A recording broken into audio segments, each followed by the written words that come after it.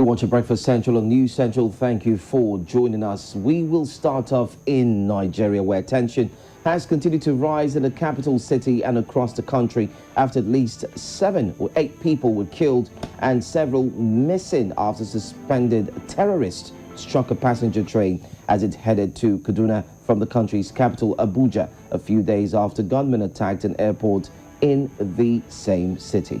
The attack, which occurred at Gidan train station along the Abuja-Kaduna rail trail, is reportedly being carried out by terrorists who may have planted IEDs on the tracks, forcing the train heading to Abuja from Kaduna to a stop. This is the second similar attack within 24 hours along the same axis. Lawmakers from Nigeria's House of Representatives have also condemned the attack on Nigeria's air and rail facilities, calling for quick and decisive action. It has been a reign of undiluted terror. Note that these latest attacks are aimed at instilling fear in the people and destroying the economies of our local communities. It is disheartening that these enemies of the people are getting emboldened by the day. They are becoming more brazen. These blood-curdling bonfires have no regard for human life. They have no place in civilized society. Terrorists have declared war against Nigeria, and I think it is time for Nigeria to declare war against these terrorists.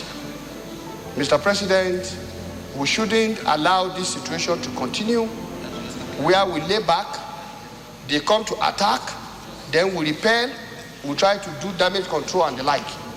I think it is time for these terrorists to be seriously taken as a national security threat. Kaduna town and Kaduna state as a whole, no day they don't kill over 300 in a day. Every blessed day, no day that they don't kill souls, more than 300. It is time enough for the appropriate authorities to have taken decisive actions to address the security. Well, you can hear in those shocking remarks made by federal lawmakers. In the meantime, the attack is the most significant on the railway line from the capital since it began operating in 2016. These series of incidents have increased the level of tension that Nigerians how Nigerians actually face and will want to live in the midst of insecurity. But joining us this morning and now is Ikemesit Effiong, Head of Research at SBM Intelligence. Thank you so much for joining us, Ikemesit. Now, can you give us a breakdown on these series of incidents that are indeed pervading the country? Yes, thank you very much for having me. So what you have seen, right, is a significant escalation of security incidents, largely in the northwest geopolitical zone, right, of the country. Prior to this train attack, there were actually a series of coordinated attacks in about 4 local governments in Kaduna State, for example, where scores of Nigerian lives were lost. Much earlier in the month, there was also a similar attack, right, in one of the local governments, right, in southern Kaduna, right. And of course, as your viewers are well aware of, right, since the turn of the year, there's been a significant ramp up of kidnappings, of ambushes, and also of clashes, right, between various armed groups and armed elements, right, in that part of the country. And what this really underscores is the obvious lack of an overarching security strategy, right, that is geared towards countering these elements. It's not as though government hasn't done anything, right, in this regard. Right, that towards the tail end of last year, there were things like a shutdown of communication services in about 5 Nigerian states within that region, which was supposed to hamper the communications, right, of these armed groups. You have seen a ramp up of security assets, right, in that part of the country as well, and the military routinely reports the capture, the killing, or certainly the countering, right, of some of these elements. But what we're seeing is that a lot of these armed groups have become much bigger, right, over the last 24 months. They've also involved more sophisticated mechanisms for managing their logistics, being able to get in and out of territory, even the profile of the communities, right, or the infrastructure targets that they select, right? All of that has significantly increased over the last 2 years, and that for us just illustrates the point that incidents of this kind, unfortunately, will not only continue, but you might actually continue to see around.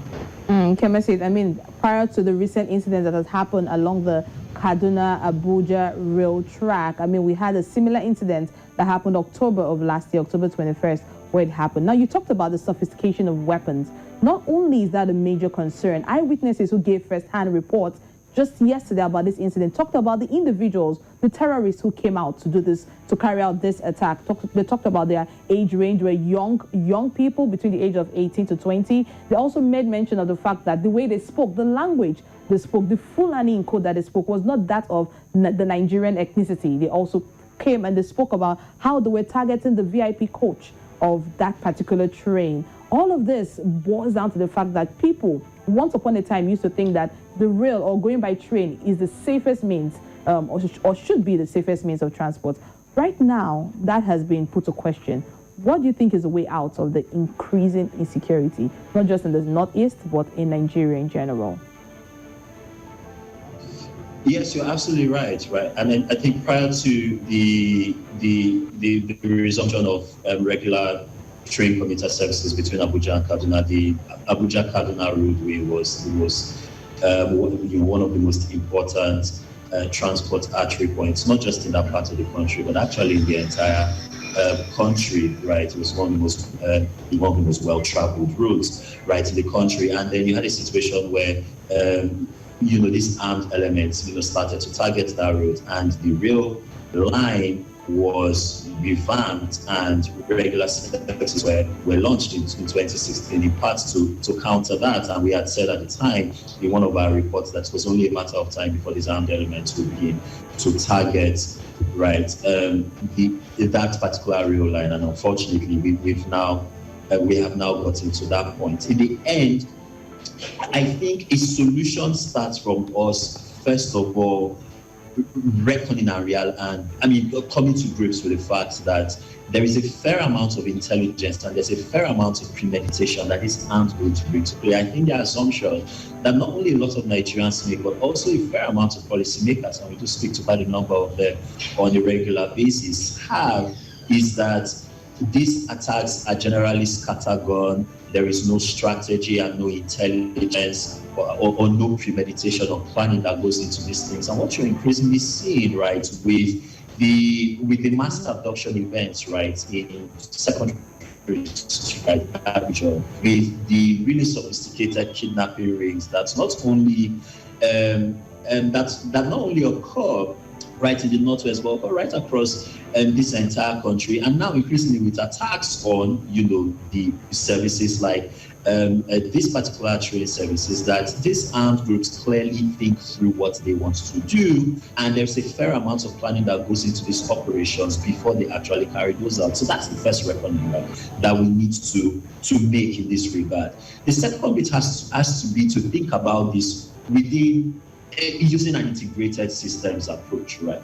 So the obvious reaction, right, that policymakers have made in the light of these attacks has been to do more to secure that particular rail service, right? But we also know that Kaduna has an airport, right, that was targeted just a couple of days before that. And so if you have a flight of commuter traffic from road to rail, and then to the airport, right, to aviation, right, it's only a matter of time before you would see Kaduna Airport or airports like Kaduna Airport, because Kaduna is not the only one dealing with this, right, fall under the radar of these groups, right? And so a more integrated systems approach in terms of thinking about what are all of the possible, right, node points that could, right, become the target of these elements, and then finding ways and evolving mechanisms to secure them will be important. And we've done this before. We've done this in the Northeast, right? So say what you want to say about the current state of the insurgency in the Northeast. You've seen a dramatic reduction, right, in high-profile attacks on high-profile, right, institutions or infrastructural choke points in that part of the country. And that's about how to approach Boko Haram and ISWAP. And so we will need to do something similar, right, for the Northwest and right across this country, right? The conversation around decentralized policing, around more funding, right, for the security services, around better training, and also arming them better, and also thinking through what our operational doctrines are, right, with respect to, handling security, right? In this country, we have emphasized a more hard power approach and de-emphasized things like human intelligence, right?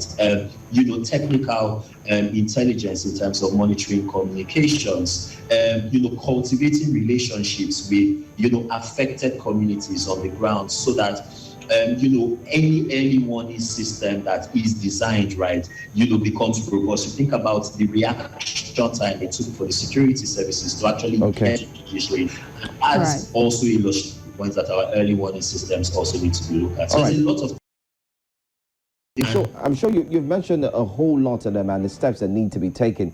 But let's quickly just take this question very briefly, Ikemesit. Now, your firm is armed with collating data, and of course, I'm sure you have all of these data when they hit your dashboard. But there are indications that some of these attacks are underreported. How true do you think this is? Yes, that's our operational standpoint, right? When we look at these issues, we have a national network, right, of researchers or field representatives. We've built a lot of relationships in a lot of these communities. Right now, we're currently working through a mapping exercise where we want to identify at-risk, right, communities that have a heightened risk, right, of attacks. And so these are things that to flag with the authorities, right? And so yes, for us, that's what we see on the ground, right? There's definitely these Kaduna train attacks, for example, just give this quick example. One of our contacts on the ground said that, a particular local government area there has been dealing with 4 straight days of sustained, right, bandit attacks. That was hardly reflected, right, in the press. And so you see a lot of these things, especially when these high-profile attacks, right, rise up to the to the top, right, of the national consciousness. And so from our perspective, right, appropriately mapping and understanding the scale of the problem is also, one of the very important first steps that we need to do if we want to begin to properly grapple with and begin to make sense of these issues. All right. Thank you so much for talking to us, Ikemesit Effiong, Head of Research, SBM Intelligence. And I'm hopeful that, just like every other Nigerian is hopeful that certainly we will get to the root causes of this. Thank you for being here.